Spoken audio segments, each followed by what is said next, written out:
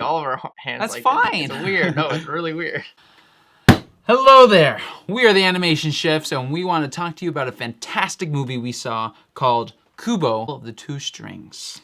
Yeah, we saw this movie last night, and we absolutely loved it. I have to say it's probably one of, if not my favorite, stop motion movie. It was. It's the best movie out right now in the theaters. Probably the best.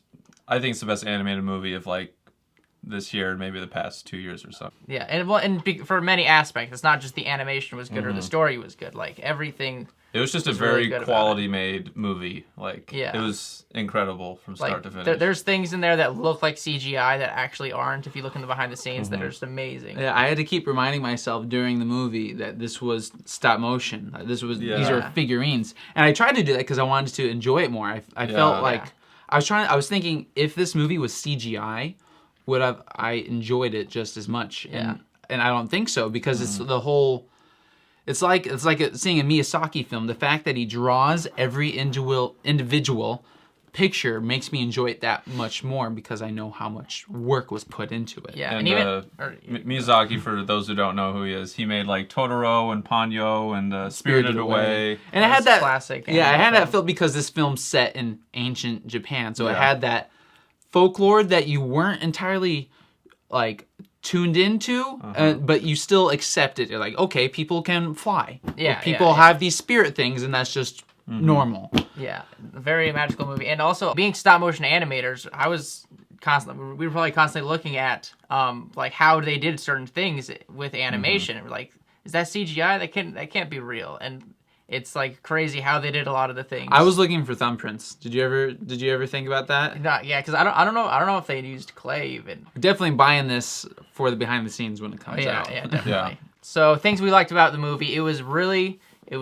beautiful, beautifully made, beautiful animation. Immersive. You're in this world for what seems like forever. It's very gripping and beautiful. And we saw it in 3D. And I'd suggest seeing it in 3D. Yeah, there's some good 3D parts. Also, the story was fantastic. It was a lot of funny parts, a lot of emotional parts.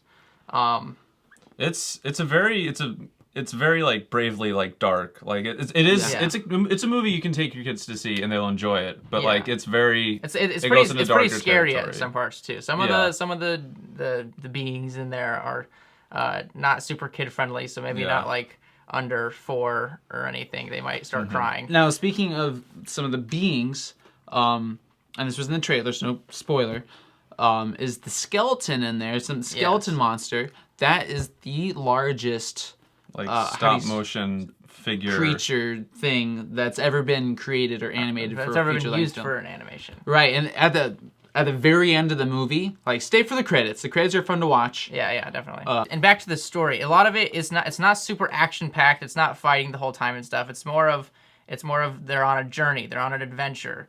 It's they're a lot of walking and talking, but you're entertained the whole time. It's never boring. Yeah. Right. Matthew McConaughey, who plays the Beetle, is really funny.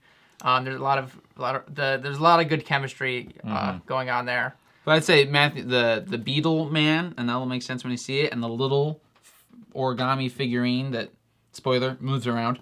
Yeah. Magic. That's the comedic relief. Yeah. And those are my favorite. I was always excited to hear when they talked.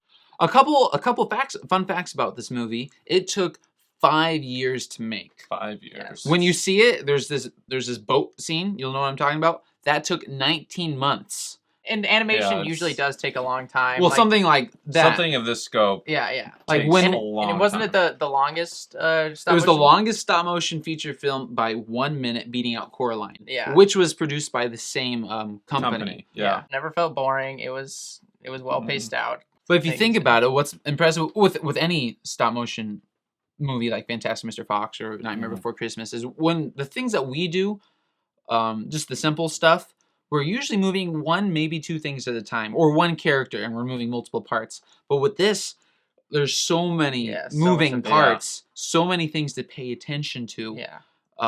That it starts to become evident that this took 5 years. Yeah, it takes a week to do 4 seconds of animation. It's pretty insane. Yeah. So if you ever want to develop patience, become a professional stop motion animator and get a good team that'll share that patience as well. Yeah.